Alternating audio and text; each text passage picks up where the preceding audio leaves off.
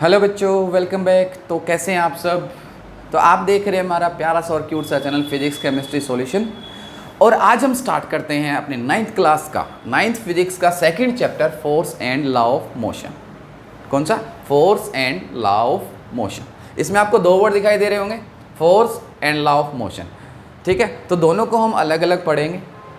ठीक है, पहले आज का हम टॉपिक करते हैं इंट्रोडक्शन ऑफ फोर्स कि फोर्स होता क्या है। बेसिकली फोर्स का मीनिंग क्या होता है, आपने छोटी क्लासेस में पढ़ा होगा कि पुश और पुल को हम क्या बोलते हैं, फोर्स बोलते हैं।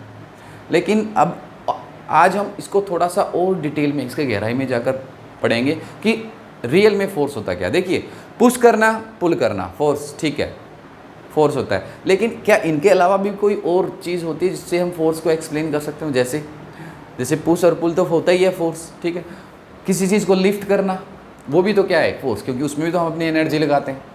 किसी चीज़ को घुमाना, ट्विस्ट करना, उसमें भी क्या है, उसको भी हम क्या बोलते हैं, फोर्स ही बोलते हैं। ठीक है, तो इन रियल फोर्स का मीनिंग क्या होता है और फोर्स के इफेक्ट क्या क्या होते हैं और फोर्स से हम कर क्या सकते हैं, क्या क्या रिजल्ट हो सकते हैं, तो उसको हम पढ़ते हैं। तो आइए पढ़ते हैं फोर्स। हम उसको नोट कर लेते हैं,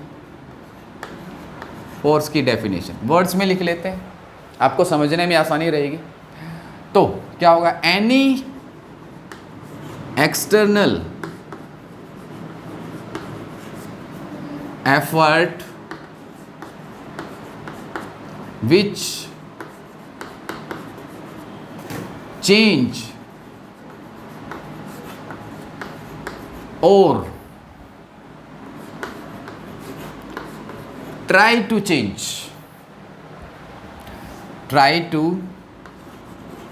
change the state, shape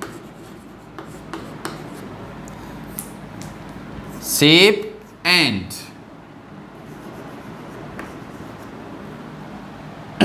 configuration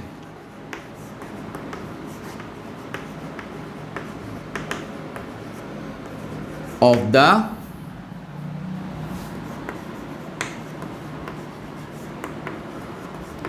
object.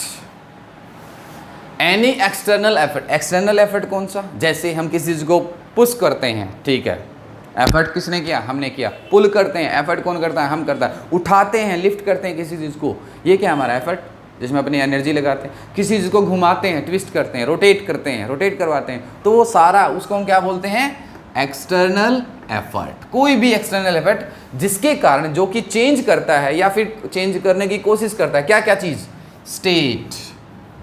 State का मतलब क्या होता है कि ऑब्जेक्ट कौन सी स्टेट में, स्टेट मतलब ऑब्जेक्ट रेस्ट में है तो उसकी स्टेट कौन सी होगी, रेस्ट। अगर ऑब्जेक्ट मोशन में है, चल रहा है, मूविंग है, तो उसको हम क्या बोलेंगे, वो कैसी स्टेट में है, मोशन के में।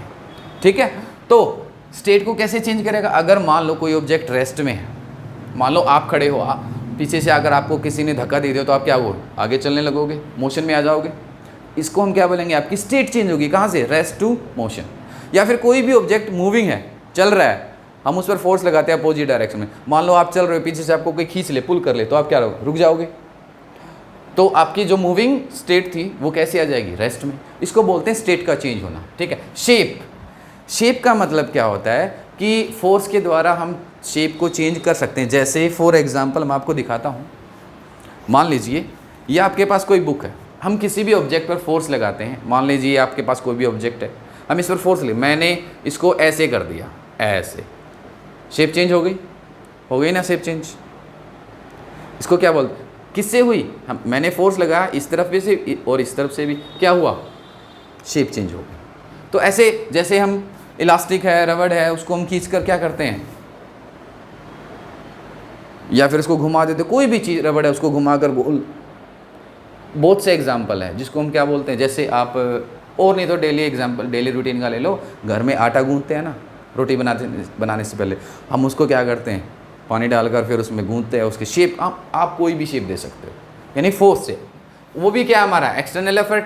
उसके बाद कॉन्फ़िगरेशन, कॉन्फ़िगरेशन का मतलब क्या होता है, किसी का भी साइज चेंज करना। जैसे रबड़ का ही ले लो, आप खींच कर लंबा कर सकते हो, पहले छोटा सा है उसको खींच कर लंबा कर दो, साइज लेंथ चेंज हो जाएगी। या फिर ये लगा लीजिए, ये चौक है, अब मैंने इस पर फोर्स लगाई, टूट गया, साइज चेंज हो गया, दो अलग अलग टुकड़े हो गए, साइज चेंज हो गया ना। तो ये क्या होता है, साइज का चेंज। किसके कारण?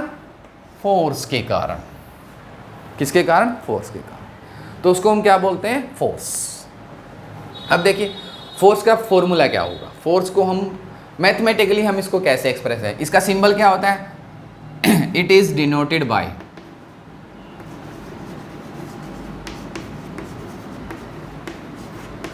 Capital F. किससे? एफ से।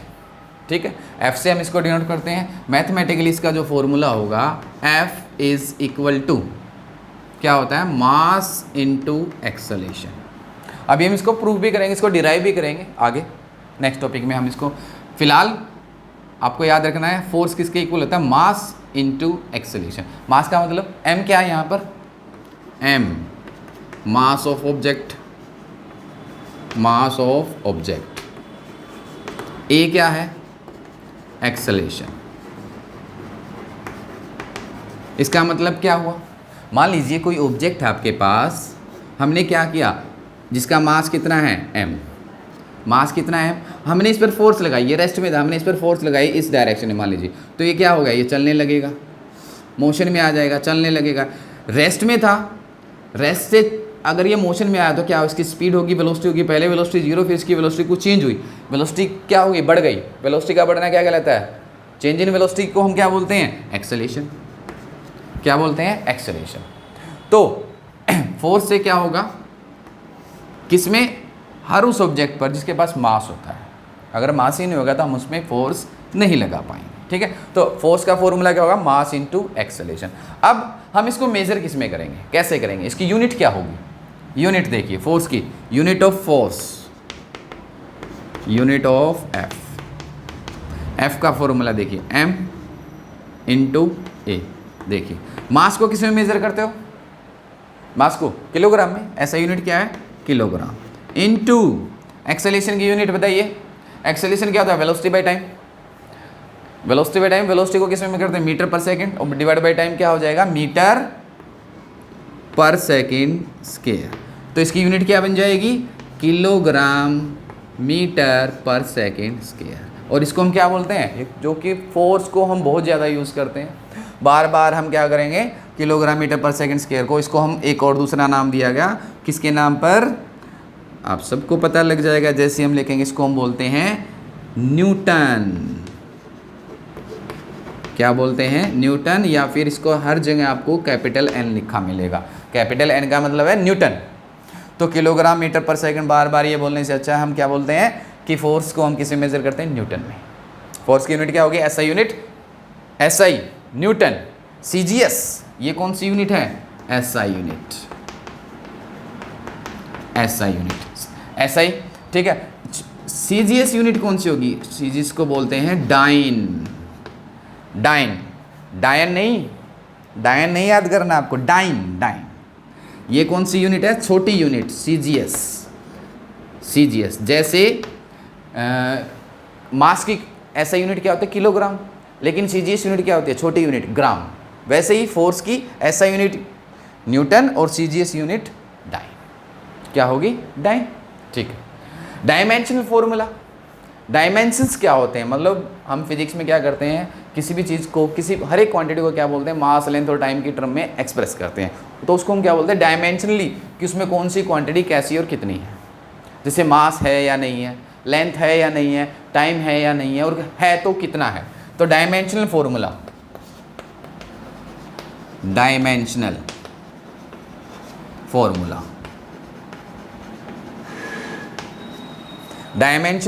डायमेंशनल फॉर्मूला होगा एफ का। हम इसको एक्सप्रेस करेंगे। देखिए डायमेंशनल आप उसकी यूनिट से निकाल सकते हैं। डायमेंशनल जैसे इसकी यूनिट क्या है? किलोग्राम मीटर पर सेकंड स्क्वायर। किलोग्राम क्या है? मास। किलोग्राम का मतलब क्या है यहाँ पर? किसके अंदर मास है। मीटर लेंथ भी है, सेकंड स्क्वायर पर सेकंड स्क्वायर मतलब टाइम भी है। तो है कितना कितना? देखिए हम इसको डायमेंशन में एम, एल और टी की टर्म में लिखते हैं। ठीक है, लेकिन अब यहाँ पर देखना है एम, एल और टी है कितना। मास किलोग्राम क्या है? 1, तो इसको ऐसे लिख देंगे। लेंथ भी कितना है? मीटर 1। टाइम सेकंड का स्क्वायर है, बट क्या है? नीचे, ऊपर लेके आएंगे तो क्या हो जाएगा? -2।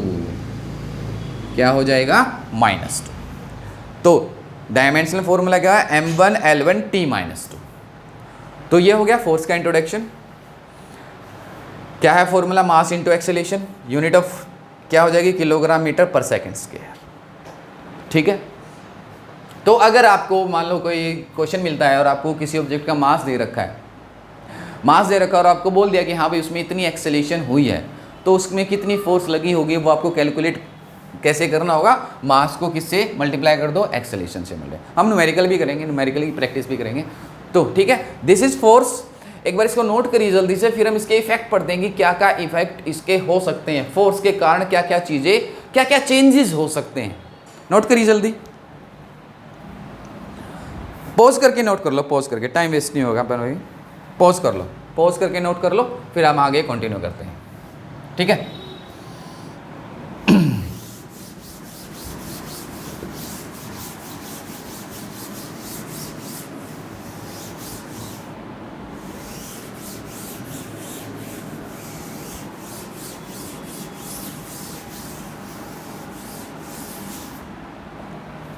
नेक्स्ट फोर्स हमने पढ़ लिया, अब इसके इफेक्ट।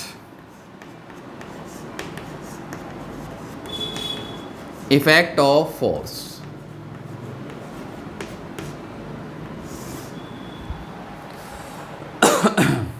इफेक्ट मतलब क्या क्या इफेक्ट हो सकते हैं। तो हमने क्या क्या चीजें पढ़ी थी कि स्टेट चेंज हो सकती है।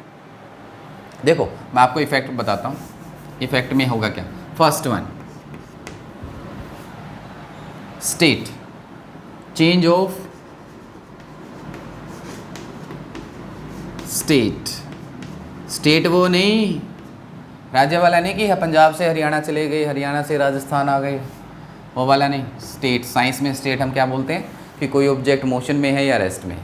ठीक है, चेंज ऑफ स्टेट में आप दो पार्ट पढ़ोगे। दो पार्ट कौन कौन से, कि अगर कोई ऑब्जेक्ट रेस्ट में है और हम उस पर फोर्स लगाते हैं तो किस में आ जाएगा, मोशन में। स्टेट चेंज कैसे हो सकती है, फर्स्ट रेस्ट टू मोशन। कोई ऑब्जेक्ट कैसे आ सकता है, रेस्ट से मोशन में आ सकता है, या फिर अगर मूविंग ऑब्जेक्ट है ऑलरेडी मोशन में है, अगर कोई ऑब्जेक्ट उधर से इधर आ रहा है और मैंने यहाँ से उस पर क्या लगा दी फोर्स, तो वो रुक जाएगा, तो उसको क्या बोलेंगे, मोशन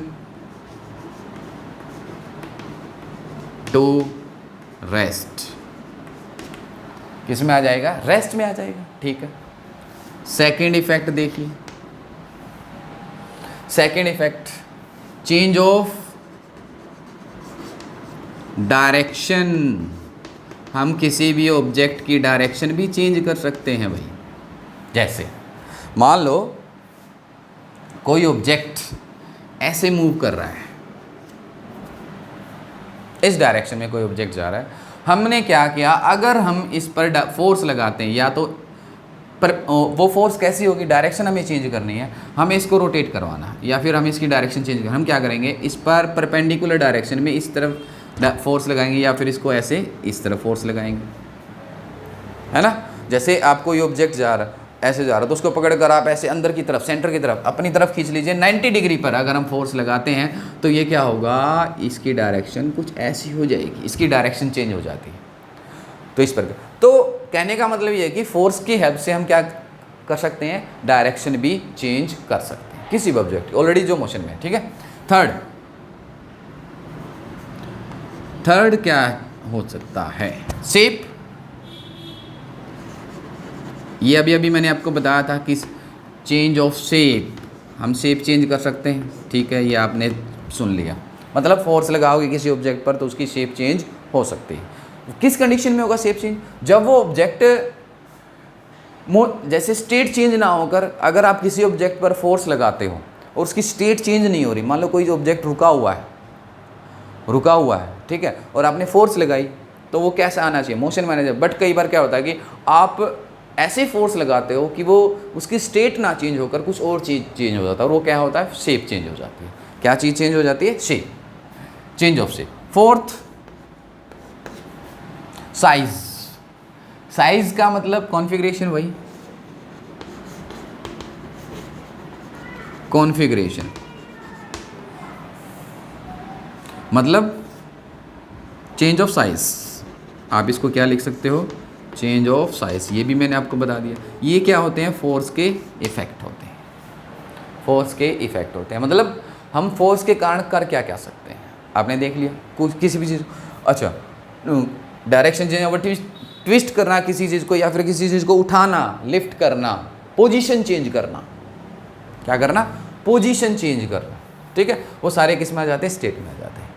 तो फोर्स के इफेक्ट क्या क्या हो सकते हैं, ये आपने देख लिया, सुन लिया। उम्मीद आप समझ भी गए होगी कैसे हम फोर्स की हेल्प से ये सारे इफेक्ट कर सकते हैं। कौन करेगा, हम करेंगे। उसको हम क्या बोलते हैं, एक्सटर्नल इफेक्ट। क्या बोलते हैं, एक्सटर्नल इफेक्ट, ठीक है। अब पढ़ते हैं नेक्स्ट कि फोर्स के टाइप कौन कौन से हैं, कितने टाइप की फोर्स होती है, ठीक है। तो एक बार इसको नोट कर लीजिए आप, पॉज करके नोट कर लो, पॉज कर लो और फिर इसको नोट करो। पॉज करें मतलब स्टॉप, ठीक है। और इसको नोट कर लो, फिर हम नेक्स्ट टॉपिक स्टार्ट करते हैं, टाइप्स ऑफ फोर्सेस।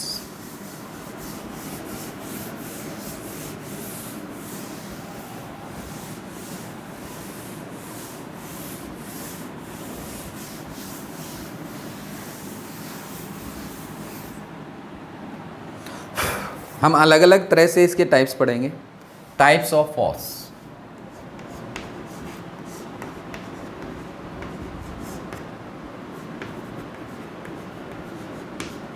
जैसे पहले हम एक अलग तरह से पढ़ते हैं कि कॉन्टैक्ट बेसिस, और कॉन्टैक्ट बेसिस पर हम इस फोर्स के टाइप पढ़ते हैं। First one is contact forces. मैं जस्ट, हो सकता है आपके सिलेबस में है या नहीं, कॉन्टैक्ट फोर्स। और दूसरा है नॉन कॉन्टैक्ट फोर्स।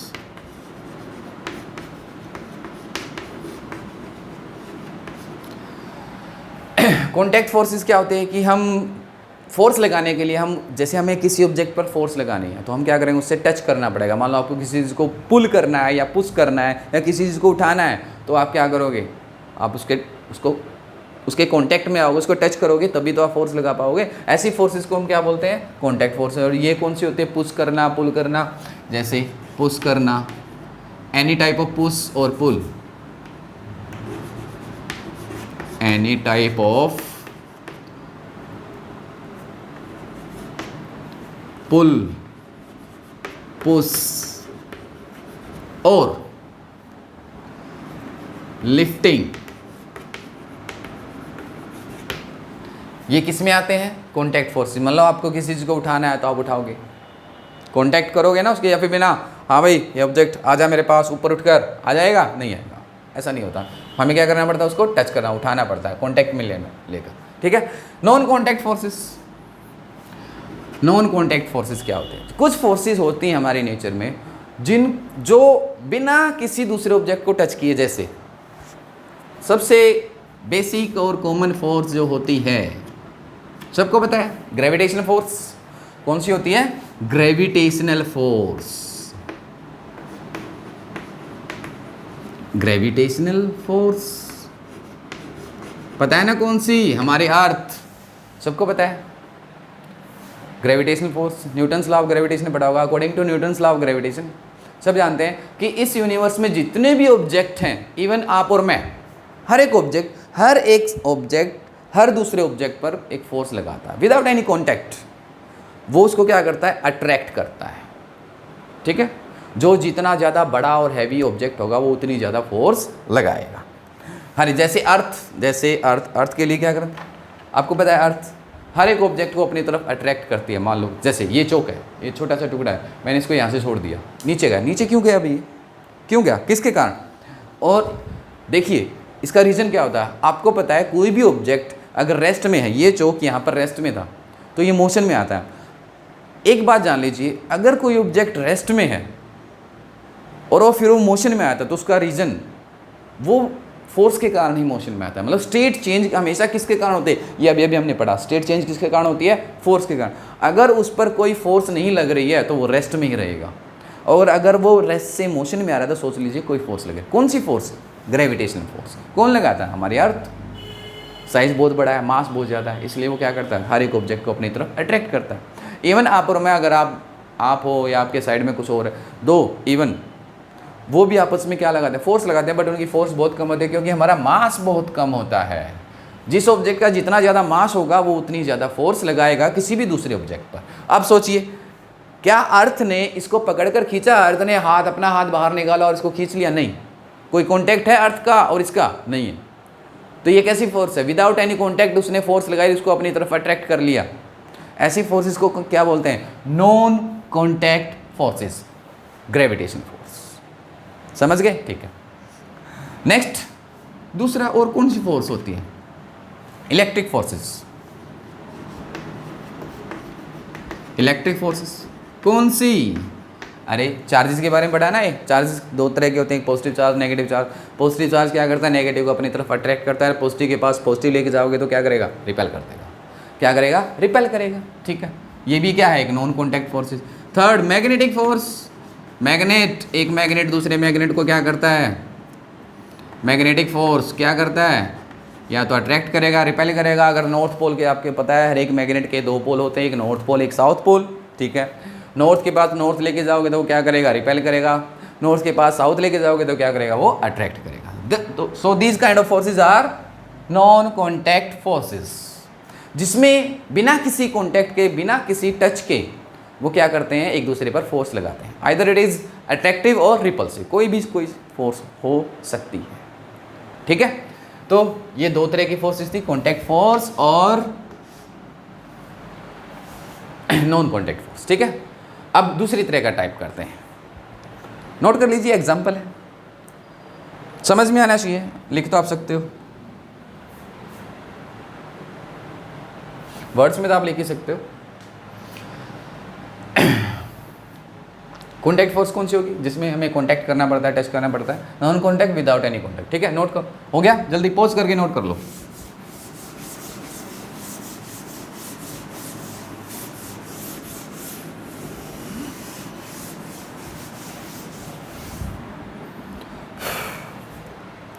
अब करते हैं फोर्स की दूसरी तरह के types.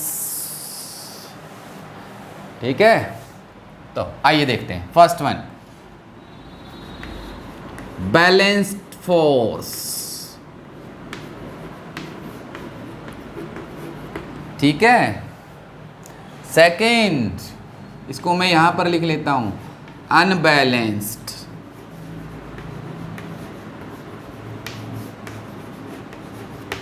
Okay,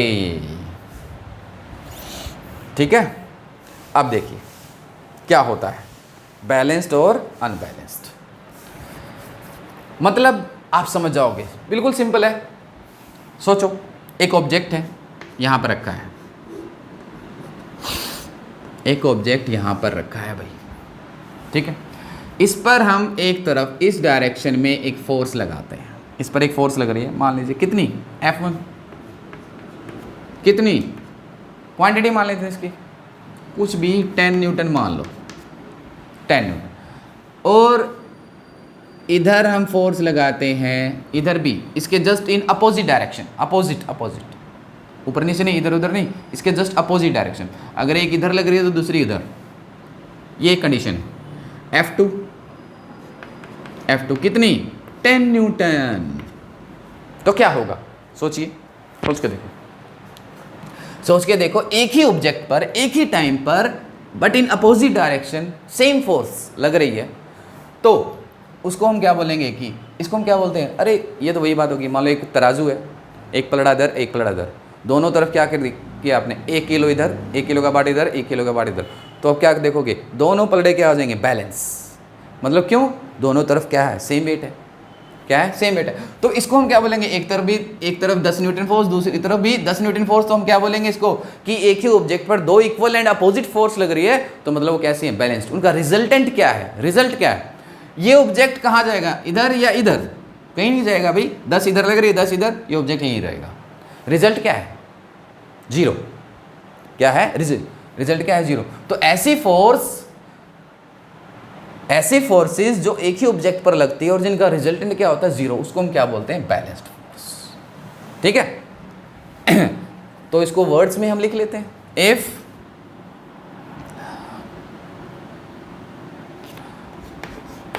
two forces, two equal and opposite forces act on the same object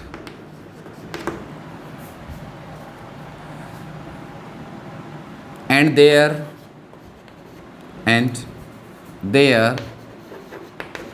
resultant is zero. These forces are called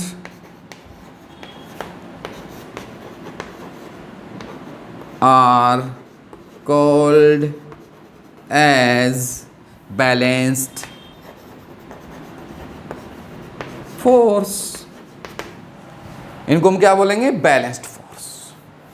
जैसे आप खड़े हो, कोई आपका दो फ्रेंड आए, एक इधर से खींच रहा है, एक इधर से खींच रहा है, दोनों सेम फोर्स लगा रहे हैं। आप कहाँ जाओगे? कहीं नहीं जाओगे, यहीं रहोगे, रेस्ट में रहोगे। तो बैलेंस्ड फोर्स का केस क्या होता है? बैलेंस्ड फोर्स के केस में स्टेट चेंज नहीं होती। स्टेट चेंज नहीं होती, वो ऑब्जेक्ट कैसे रहता है? वहीं रहता है। तो बैलेंस्ड फोर्स का इफेक्ट क्या होगा भाई? अगर स्टेट चेंज नहीं होती तो क्या चीज़ चेंज हो सकती है? तो क्या चीज़ चेंज हो सकती है? जैसे मैंने आपको बताया था ना, जैसे ये है, फॉर एग्जांपल दिस, ये आपके पास कोई बुक है, ऑब्जेक्ट है। हम क्या करते हैं कि इस पर मैंने इस हाथ से इस डायरेक्शन में फोर्स लगाई और इस हाथ से इस ऑब्जेक्ट पर इस डायरेक्शन में फोर्स लगाई और सेम फोर्स लगाई, क्या होगा? इस ऑब्जेक्ट के साथ हुआ क्या? शेप चेंज होगी। क्या ये चलने लगा? नहीं। क्या ये इधर गया? नहीं। क्या हुआ? ये पहले सीधा था, अब ये ऐसे आ गया, शेप चेंज होगी, शेप। तो बैलेंस्ड फोर्स क्या करती है? बैलेंस्ड फोर्स क्या करेगी? Shape change. इफेक्ट क्या होगा बैलेंस्ड फोर्स का? इफेक्ट आप इसको यहां पर लिख लीजिए। इफेक्ट क्या होगा इसका? Change in shape. यानी बैलेंस्ड फोर्स क्या करेगी? ऑब्जेक्ट की शेप चेंज करेगी। क्या कर देगी? शेप चेंज करेगी। ठीक है, ये होगी बैलेंस्ड फोर्स। अनबैलेंस्ड फोर्स देखिए, अब अगर मान लो एक ऑब्जेक्ट है, वही कंडीशन लेते हैं, वही सेम एग्जांपल लेते हैं, एक तरफ फोर्स लग रही है, दूसरी तरफ भी कुछ फोर्स लग रही है, मान लो। अब ये कौन सा केस है? देखो, अब आप खड़े हो, एक तरफ एक दोस्त आपका पहलवान, बहुत, जिसमें बहुत ज़्यादा क्या है, एनर्जी, पावर ज़्यादा उसकी। दूसरा कोई कमज़ोर सा, वो आपको इस तरफ से खींच रहा है, एक आपको इस तरफ खींच रहा है। तो किस तरफ जाओगे? जो ज़्यादा फोर्स लगाया, पहलवान ज़्यादा फोर्स लगाया आपको खींच लेगा।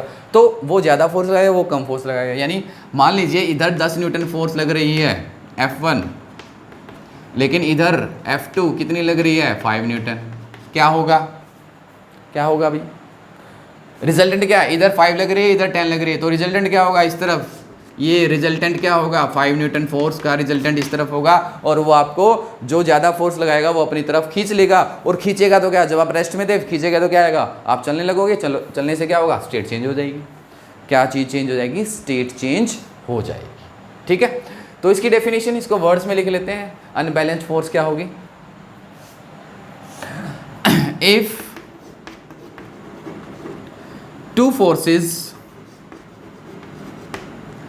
two forces are act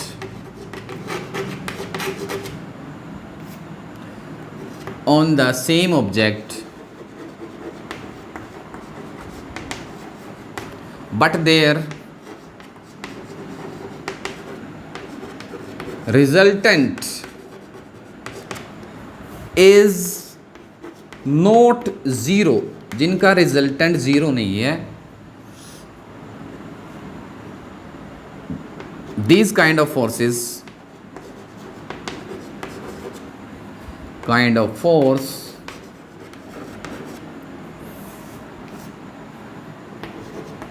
are called as unbalanced force. उसको हम क्या बोलेंगे? Unbalanced force. ठीक है, और जो रिजल्टेंट होगा किस तरफ होगा? आप समझ गए होंगे ये तो। कि जिस तरफ ज़्यादा फोर्स लगेगी उसका रिजल्ट भी क्या होगा, मोशन किस डायरेक्शन में होगा, ऑब्जेक्ट का किस डायरेक्शन में होगा, जिस डायरेक्शन में आप फोर्स लगाओ, ज़्यादा फोर्स लगेगी। अगर फोर्स इस तरफ ज़्यादा है तो वो ऑब्जेक्ट इस तरफ चलने लगेगा, अगर इस तरफ ज़्यादा है तो वो ऑब्जेक्ट इस तरफ चलने लगेगा। ठीक है, तो उसको हम क्या बोलेंगे, अनबैलेंस्ड फोर्स। अब इसके इफेक्ट क्या होंगे, इफेक्ट क्या हो सकते हैं, इफेक्ट देखिए क्या क्या कर सकते हैं। स्टेट चेंज, फर्स्ट आपने देख लिया, चेंज इन स्टेट कि कोई ऑब्जेक्ट रेस्ट में है तो वो मोशन में आ जाएगा। ऐसे ही कोई ऑब्जेक्ट चल रहा है तो हम उसको रोक सकते हैं, ठीक है। चेंज इन स्टेट, अनबैलेंस, आप कोई भी फोर्स लगा दो दैट इज अनबैलेंस फोर्स। दो फोर्स नहीं, सिंगल फोर्स भी क्या होगी अच्छा, चेंज इन स्टेट। दूसरी चीज़ क्या होगी, साइज चेंज, साइज भी चेंज, कॉन्फ़िगरेशन भी चेंज कर सकते हैं, direction, change in direction, direction भी आप चेंज कर सकते हो, ठीक है। या फिर थर्ड साइज भी आप इससे चेंज कर सकते हैं। डायरेक्शन, जैसे मैंने डायरेक्शन के लिए बोला था, अगर कोई ऑब्जेक्ट ऐसे चल रहा है, आप उसके परपेंडिकुलर डायरेक्शन में नीचे की तरफ फोर्स लग रहे हो, कुछ फोर्स ऊपर की तरफ लग रही होगी, ठीक है, हो सकता है, लेकिन ज़्यादा फोर्स होगी तो उस डायरेक्शन में क्या हो जाएगा, टर्न हो जाएगा, ट्विस्ट हो जाएगा, मुड़ जाएगा, ठीक है। तो डायरेक्शन, तो सोचिए अब आपके पास क्वेश्चन आता है, which force is responsible for motion of a body, कौन सी, बैलेंस्ड या फिर अनबैलेंस्ड, सोचिए, सोच लिया, कौन सी, अनबैलेंस्ड भाई। यानी स्टेट चेंज करने के लिए कौन सी फोर्स रिस्पॉन्सिबल होती है, अनबैलेंस्ड फोर्स। बैलेंस्ड फोर्स क्या कर सकती है, केवल शेप चेंज कर सकती है, स्टेट चेंज नहीं कर सकती, ठीक है। So these are the two main types of force, balanced and unbalanced, ठीक है। आप इसको नोट कर लीजिए, ठीक है। फिर हम नेक्स्ट लेक्चर में हम पढ़ेंगे the most important topics of our physics, laws of motion, जिसको हम बोलते हैं न्यूटन्स लॉ ऑफ मोशन। तो नोट करें इनको अच्छे से, और फिर मिलते हैं नेक्स्ट लेक्चर में। बहुत ही इंटरेस्टिंग टॉपिक है लॉ ऑफ मोशन, बहुत ही इंपॉर्टेंट है, ठीक है। तब तक के लिए थैंक यू वेरी मच।